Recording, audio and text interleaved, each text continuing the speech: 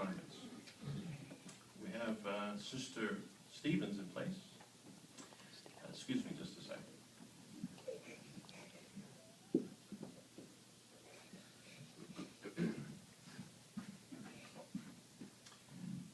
Sister Stevens, I still forgot to get my book, but if you can just share with us what your theme is. Yes, what Bible examples illustrate the wisdom recorded at Proverbs chapter 3, verse 5? That's it. And her setting is this, sharing scriptural encouragement with a younger sister. What are you working on over there? I talked for tonight. I was asked to fill in and I was nervous, but you can't let the brothers down when they ask for your help. So I was worried that I'd be having trouble with the topic, but when I saw that the theme was what the Bible examples illustrate the wisdom recorded at Proverbs chapter 3, verse 5, then I was excited to get started. So that's one of my favorite scriptures. And there are so many Bible examples that show the wisdom of Proverbs 3, verse 5. I just have to be careful not to try to cram too many things in. So what does the scripture say? Let's see, Proverbs 3, verse 5.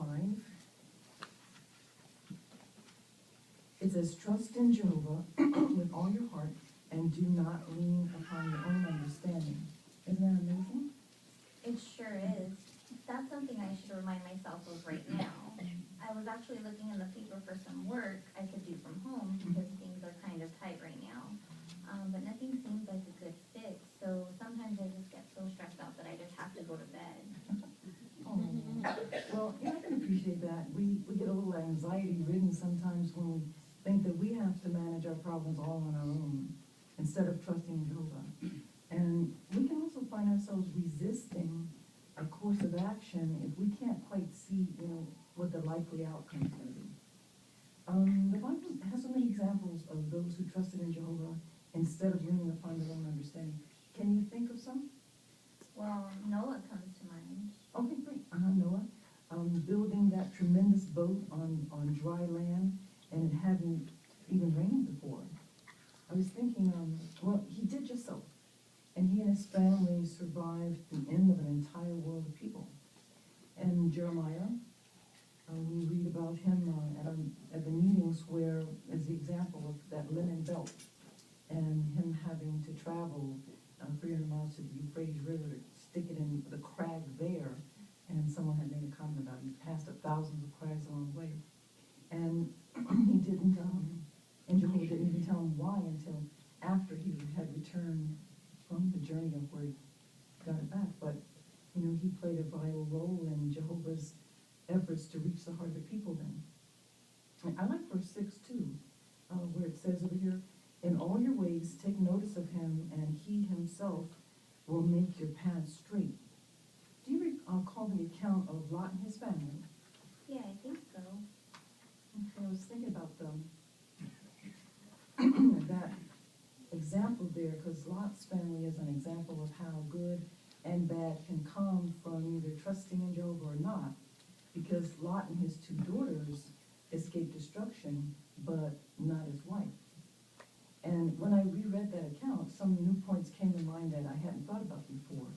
They were told to run, escape for their lives, and not to look back, and not even to stand still in all that area, because Jehovah would hold off destroying the whole district until Lot and his family had reached a safe place, the city Zoar.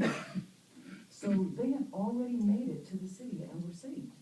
And Lot's wife was actually in front of them. But she stopped, and she had to actually make an effort to look around Lot. Maybe imagining what she had left behind, possibly worrying about some uncertain future in an unfamiliar place. But she suffered destruction when she became that pillar of salt. So not only was she not trusting in Jehovah, she wasn't even trusting in her own husband. Well, that struck a nerve. I wonder if I've been acting a bit like Lot's wife. I started looking for work without even talking to my husband, thinking I could come up with a way to help out all on my own. I see. Well, if we consider how those in Bible times actually were able to trust in Jehovah, that might help us. They learned God's kinds of requirements. They sought his direction in prayer. They let themselves be molded by Jehovah, and they obeyed him. And so we can do those same things today and have their same success. And at Psalms 143:10, David says, teach me to do your will. You've got it, Evan? Yes. You want to read it? Sure. So 143:10 Psalms reads, teach me to do your will, for you are my God. Your spirit is good. May it lead me in the land of uprightness. So Jehovah will help us in our efforts to trust in him. And I was thinking, like, when Solomon maintained his right standing with God, his prayer for an obedient heart was answered. And that enabled him to trust in Jehovah with all his heart, and his way proved successful as long as he continued to allow himself to be molded by Jehovah and act obediently. And then, when he didn't, things turned out differently. But I really like the reassurances that Proverbs 3:5 gives us. And it reads, trust in Jehovah with all your heart and do not lean upon your own understanding. That scripture gives me a sense of calm also. I'm going to have to remember it. And I'm looking forward to hearing your talk tonight. Okay.